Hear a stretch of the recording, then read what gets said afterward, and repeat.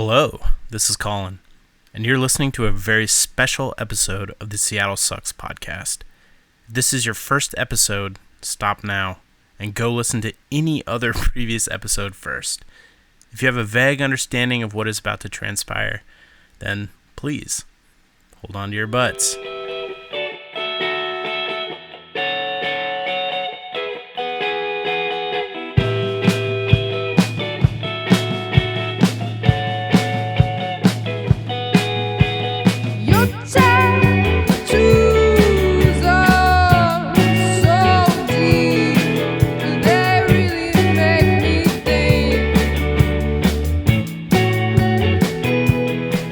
Friday, August 10th, a rogue baggage and cargo handler employed by Horizon Air managed to taxi a turboprop commuter plane and without prior training successfully take off from SeaTac Airport. After about 90 minutes of flight, which included aerial stunts, F-15s were scrambled to intercept it, but a military intervention was ultimately unnecessary as the plane crashed into Ketron Island, killing the pilot and destroying the plane. In the aftermath, the media at large were quick to question protocols, procedures, security. How something like this could happen at all? What with the trained dogs and the high-tech machinery and the pervasive threat of violence to maintain safety and order that has come to be expected everywhere we go? Man who stole plane near Seattle raises troubling security questions, says the New York Times. Airline employee who stole plane highlights insider threats, says CBS. It's as though it were impossible from the start, or that it should be, and that the agent of chaos is a deviation that can be accommodated with process, that perpetual tweaks to the levers and knobs of the system of society can fix this, too.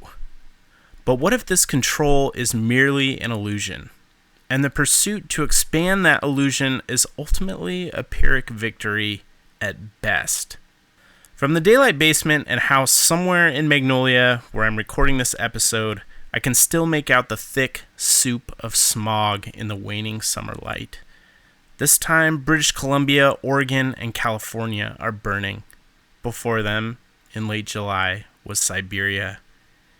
In addition to the increasingly sweltering Seattle summer that most of us must now endure without the aid of air conditioning, this is a gift of climate change. Air so filled with smoke and related debris as to be unhealthy for sensitive groups. Just imagine what it could be like next year as more of the world is set ablaze. But there's nothing to be done about that, is there? At least not yet. So what can we accomplish? As we've reported previously, the Showbox, an iconic music venue near Pike Place Market, was under threat of gentrification by Ani, a Canadian development group. With much of the community in an uproar and in-person celebrity cameos by Ben Gibbard, the managerial class was, for once, fighting alongside Sawant. Dow Constantine, the recent champion for the Mariners and advocate of regional solutions for affordability and homelessness, said, "Change is happening all around us. Some good, some bad, and some just unacceptable. The Showbox is more than a place to hear music." He opines, Seattle with one more tower, but without the one and only Showbox, would be a Seattle diminished, impoverished. We should not tolerate losing places like this. We will not. Impoverished? Come on. He would later recall a story about the time his wife got hit in the head with a microphone at a The Specials show at the venue. How relatable. Embattled Mayor Durkin took to Twitter to say, "People from all over have written in support of the Showbox, and now city departments are working directly with the Showbox and the developers to reach a resolution that preserves the priorities of the community."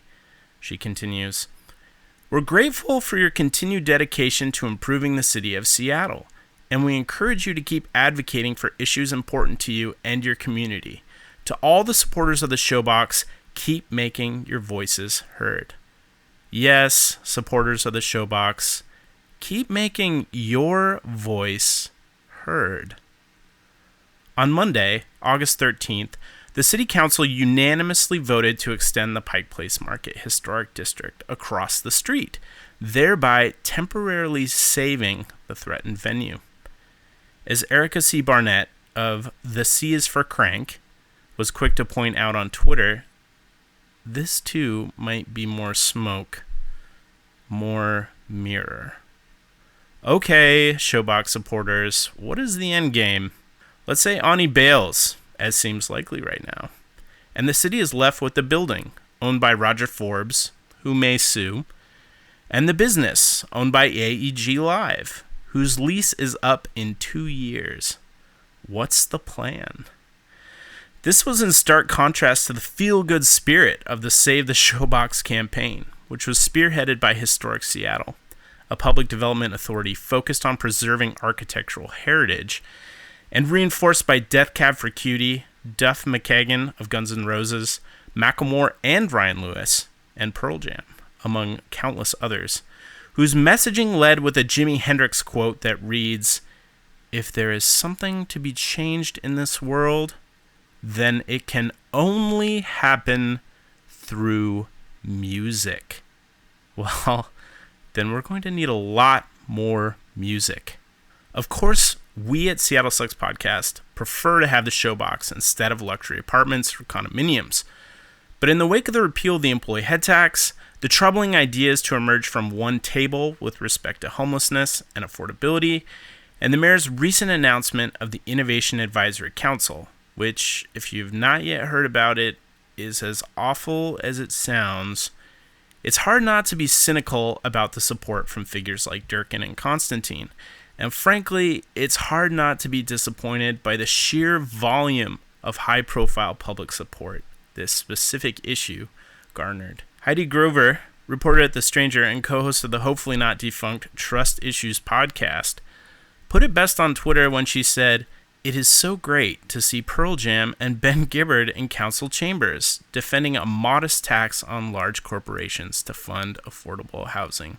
Wait a second. Now I should mention that amidst the Showbox battle was the Pearl Jam home shows, which, if you're not familiar or you didn't hear about, was a series of concerts to raise awareness and aid for the roughly 12,000 people living without shelter in the Seattle area. The band, in tandem with a consortium of hangers-on, planned to raise $1 million. They did a lot more than that, as Durkin crowed from Twitter. Thanks to donations from their generous fans, they will be donating nearly $12 million to the cause. What an incredible show of support. Incredible indeed. So what does this have to do with Heidi? It's that the home shows and charitable efforts such as this one, as successful as they are or can be, provide plausible distance, and in this case yield interpassivity in their supporters.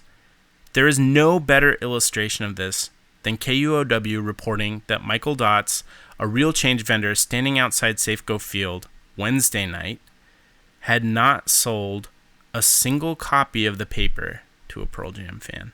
By merely attending the show, I, a fan, a supporter, thereby are relieved of my burden, absolved of my guilt, and I can listen to music in peace without ever having to acknowledge the subhuman thing peddling garbage to survive. With the advantage of anonymity that the internet provides, things only get worse, or at least drop the pretense in the replies to Heidi's tweet. One person said, "They're doing something, so that's to be commended. When is the last time you generated 11 million and counting for the homeless?" Another, "Yeah, what has Pearl Jam ever done except politicize an entire generation?